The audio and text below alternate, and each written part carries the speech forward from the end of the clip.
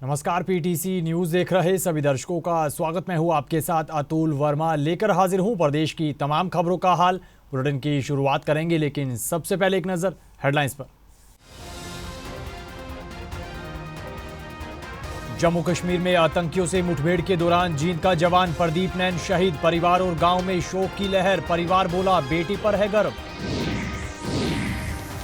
मुख्यमंत्री नायब सैनी ने प्रदेशवासियों को दी बड़ी सौगात। 32 परियोजनाओं का किया उद्घाटन शिलान्यास। पीएम मोदी के नेतृत्व का किया जिक्र।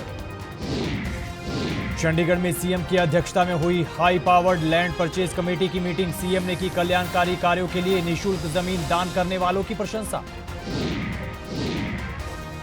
नूंह में कांग्रेस कार्यकर्ता सम्मेलन में भूपेंद्र हुड्डा ने सरकार पर साधा निशाना। नौकरियों और अपराध के मुद्दे को लेकर सरकार पर बरसे। और अग्निवीर भर्ती के चलते दादरी में सेना भर्ती की तैयारी करने वाले युवाओं की संख्या में आई कमी। युवाओं ने उठाई भर्ती नियमों में बदलाव की मांग।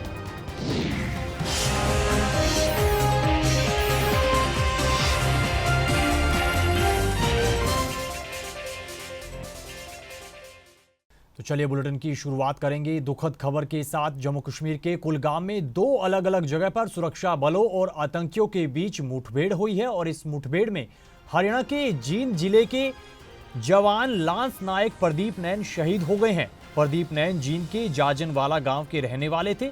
वहीं उनके शहीद होने की खबर मिलने पर पूरे परिवार और गांव में शोक की लहर है। लांस नायक प्रदीप नैन अपने पीछे अपनी मां, गर्भवती पत्नी, अपने पिता, बहन और दादा दादी को छोड़ गए हैं। वहीं परिवार के सदस्यों ने कहा कि उन्हें अपने बेटे पर गर्व है। उनके बेटे ने देश की रक्षा करते हुए अपनी कुर्बानी दी है।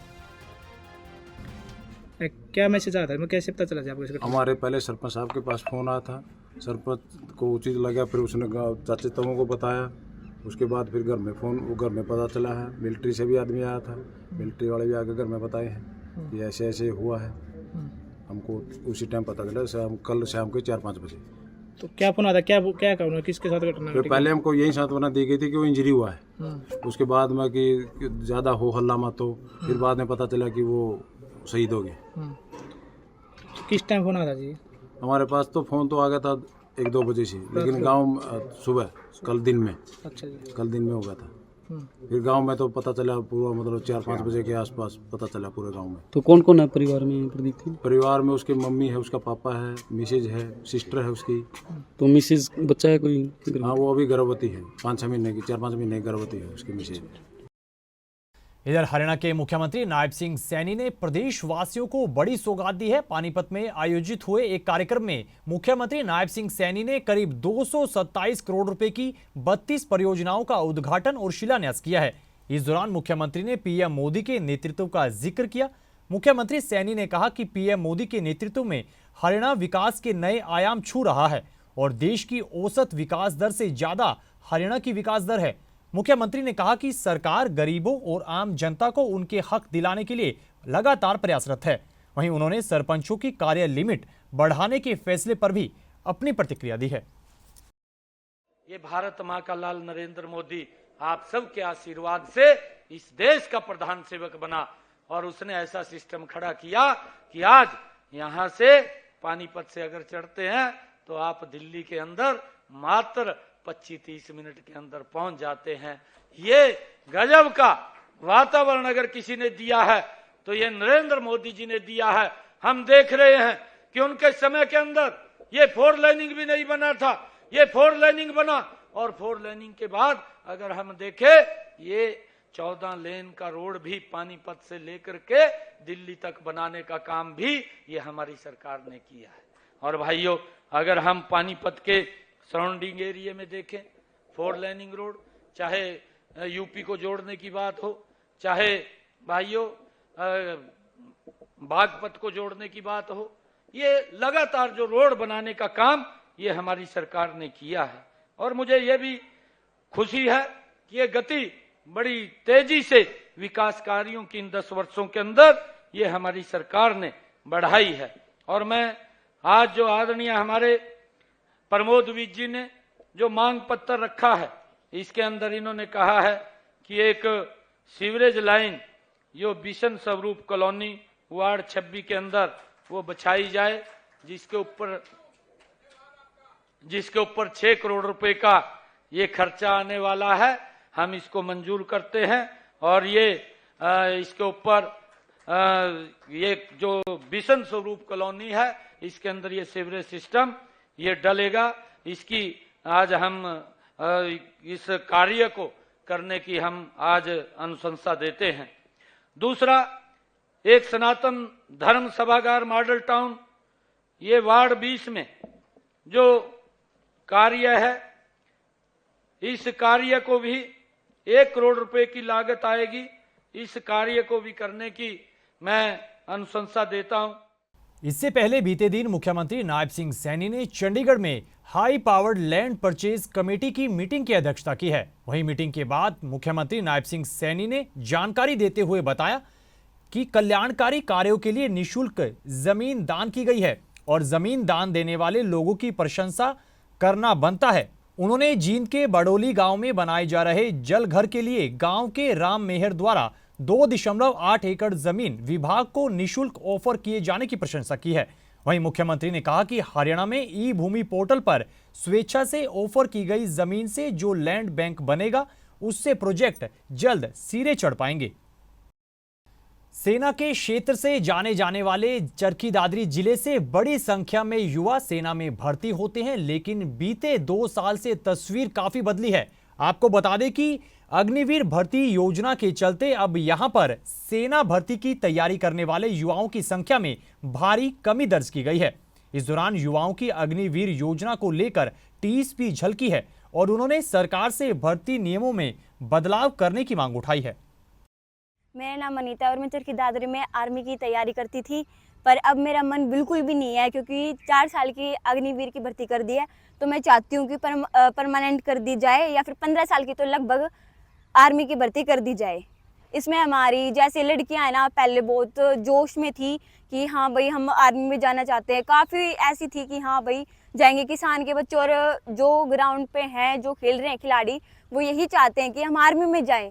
तो सिविल की नौकरी 60 की कर दी, तो अग्निवीर की क्यों नहीं की उन्होंने, 4 साल की क्यों की। मैं यही चाहती हूँ कि 15 साल तक तो लगभग उन्होंने करनी चाहिए कि हाँ भाई 15 साल तक तो बच्चे आर्मी में जा सकते हैं। पहले में अंतर है सर, हमारे पास में जहाँ पर 100 बच्चे होते थे, अभी उसमें अग्निवीर के नाम से 10 बच्चे हैं। और इससे सबसे बड़ा जो नुकसान हुआ है युवाओं को, वो 17-18 साल का जब भर्ती देखने लगता था तो अपने स्वास्थ्य को सुधार लेता था, वो स्वास्थ्य उसके उम्र भर काम आता था। दूसरी बात रही फैसिलिटी की, एक खिलाड़ी को अपने स्पोर्ट कोटे से जाने के लिए आर्मी की एक ज़रूरत पड़ती थी, एक किसान के बेटे को आर्मी में जाने की ज़रूरत पड़ती थी। उन पर इतना असर पड़ा अग्निवीर के नाम से, वो उसकी तरफ इच्छा ही नहीं कर रहे, क्योंकि वो मान रहे कि 4 साल में क्या तो मेरे परिवार की आर्थिक स्थिति ठीक हो जाएगी, क्या मैं वहाँ पर कहीं शहीद हो जाऊँ ताकि मेरे परिवार को दर्जा मिले या ना मिले।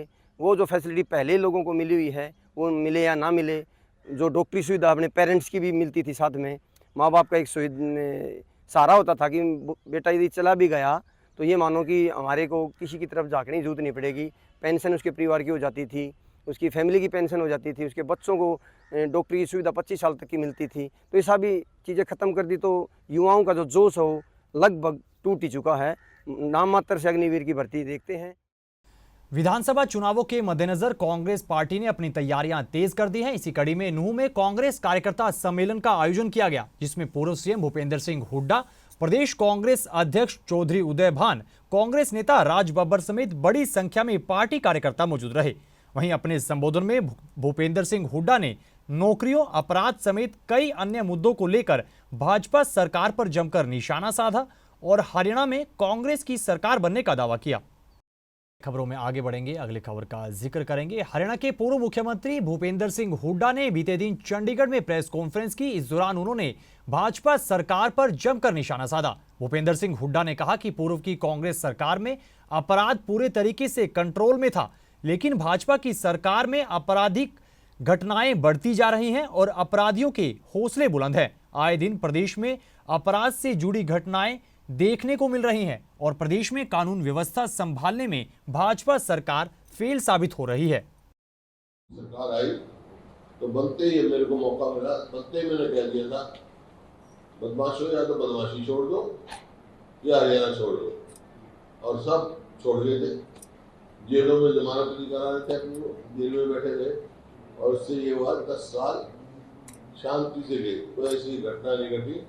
और इसी वास्ते पर कैपिटा इन्वेस्टमेंट में, क्योंकि कोई भी इन्वेस्ट करता है प्रदेश में तो सबसे पहले देखता है इतनी सुरक्षा कितनी है, और इसी बात यहाँ इन्वेस्टमेंट नहीं आ रही। और जो प्रति व्यक्ति आय में, प्रति व्यक्ति निवेश में नंबर 1 था हरियाणा, आज बेरोजगारी में नंबर 1 हो गया। पूरा प्रदेश असुरक्षित है, ये मैं थोड़ा ही कह रहा हूँ। तो जो केंद्र सरकार की रिपोर्ट आई है उसमें हरियाणा को सबसे ज्यादा असुरक्षित प्रदेश बताया है। सर दूसरे चौटाला अपराध बढ़ रहा है, दूसरे चौटाला कह रहे थे क्योंकि 10 साल तक कोई काम किया नहीं, लूटपाट बताई है। अभी मैं कह रहा हूँ निंदनीय ये बातें, कानून व्यवस्था नाम की चीज ही नहीं रही है। ऐसा प्रतीत होता है प्रदेश में सरकार ही नहीं है। पूर्व सीएम भूपेंद्र सिंह हुड्डा के नौकरियों से जुड़े मुद्दे पर और नौकरियों से जुड़े बयानों पर प्रदेश के कैबिनेट मंत्री मूलचंद शर्मा ने प्रतिक्रिया देते हुए पलटवार किया है। फरीदाबाद में कार्यक्रम के दौरान मूलचंद शर्मा ने भूपेंद्र सिंह हुड्डा पर जमकर पलटवार किया। उन्होंने कहा कि भूपेंद्र सिंह हुड्डा को अब कोई काम उनके पास नहीं रहा है और उनकी उम्र भी 70 साल हो चली है, इसलिए इस उम्र में वो ऐसी बयानबाजी कर रहे हैं। उन्होंने कहा कि सरकार को हुड्डा की राय की कोई जरूरत नहीं है। इस दौरान उन्होंने प्रदेश में खाली पड़े पदों पर भी अपनी प्रतिक्रिया दी है। चलो चौधरी साहब पे कोई काम तो है नहीं, चौधरी साहब तो अब कहते हैं ना 70 साल में व्यक्ति आ जाता है, इस तरह का लोग जरूर बयान देना उनका काम है। और क्या हमारे केंद्र प्रदेश सरकार वही काम कर रही है जो प्रदेश के हित में, जो देश के। 2 लाख नौकरियां के पद खाली पड़े हैं। 2 लाख होने भर देंगे, 2 लाख का भी समय 24 के बाद 2 लाख होने भरेंगे। चौधरी भूपेंद्र हुड्डा की ज्यादा हमें उनकी राय लेने की जरूरत नहीं है, ज्यादा उनका समझाने की उसकी जरूरत नहीं है। खबर फरीदाबाद से है। फरीदाबाद में एक मैराथन का आयोजन किया गया है जिसमें बड़ी संख्या में बच्चों सहित हर वर्ग के लोगों ने हिस्सा लिया है। वहीं इस मैराथन में बॉलीवुड एक्ट्रेस मानुषी छिल्लर भी विशेष तौर पर पहुंची और इस दौरान उन्होंने लोगों को फिट रहने का संदेश दिया। वहीं मानुषी छिल्लर ने मीडिया से बातचीत भी की और कार्यक्रम के साथ साथ अपनी फिल्मों को लेकर जानकारी भी दी है।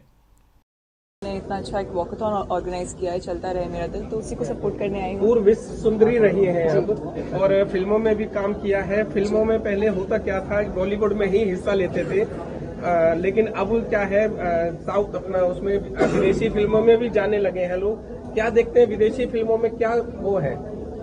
देखिए, फिल्म एक एंटरटेनमेंट का मीडियम है और एंटरटेनमेंट की कोई लैंग्वेज नहीं होती। ये तो शायद पिछले कुछ सालों में नहीं, हम बहुत सालों से देख रहे हैं। ऐसे कई इंडियन एक्टर्स रह चुके हैं जो पहले भी अलग फिल्मों में, चाहे वो साउथ की फिल्में हो, चाहे वो कोई और रीजनल फिल्म हो, पंजाब की फिल्मों से भी लोग आते हैं हिंदी फिल्मों में काम करने के लिए। एंड सिमिलरली हमारे कई एक्टर्स ने काम किया है। तो शायद आज सोशल मीडिया है तो हम इन चीज़ों के बारे में ज़्यादा जानते हैं, लेकिन ये प्रैक्टिस तो शुरू से चलती आई है। जी, मैं इसमें 2 चीज़ें बोलूँगी। पहली बात तो मेरी जो फिल्म की जर्नी है वो सिर्फ 2 साल की रही है, तो मैं शायद इसको थोड़ा और टाइम दूंगी।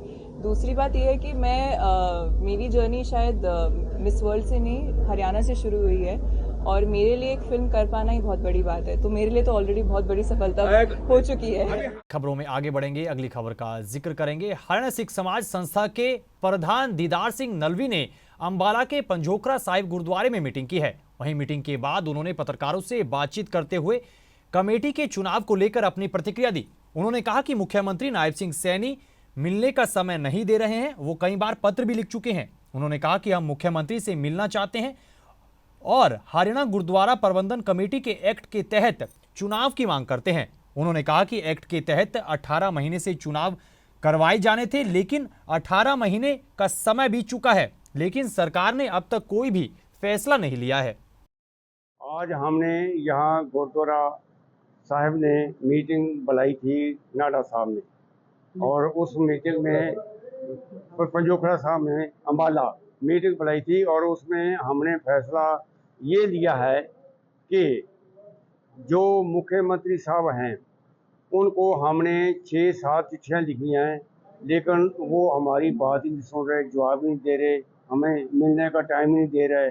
हम मिलकर उनको बताना चाहते थे कि हरियाणा की अलग गुरुद्वारा प्रबंधक कमेटी का जो एक्ट का सेक्शन 16(8) है उसके मुताबिक 18 महीने के अंदर अंदर चुनाव कराने लाजमी थे, जबकि अब 18 महीने जो हैं वो ख़त्म हुए को कई टाइम हो गया है और सरकार जो है उसने अभी तक हमारे चुनाव कराने का कोई फैसला नहीं लिया।